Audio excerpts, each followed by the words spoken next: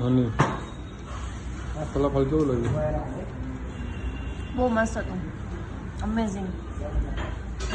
તમને food good, એક number food. બધી જ આઈટમ એટલી મસ્ત છે ને, સર્વિસ એક નંબર.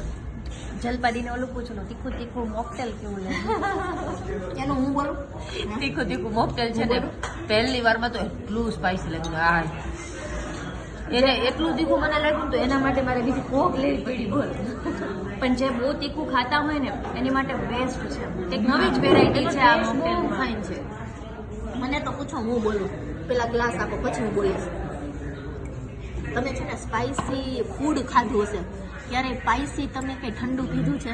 અમારા સુરતમાં અને એમાં જકાત નાકા પાસે ફલાફલ બન્યું છે ને, જે નવું ફલાફલ, ત્યાં છે ને આવું કંઈક તીખું તીખું મોકટેલ આપે.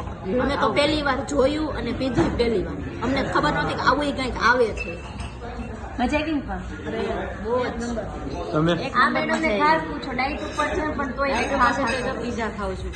સારું કહેવાય.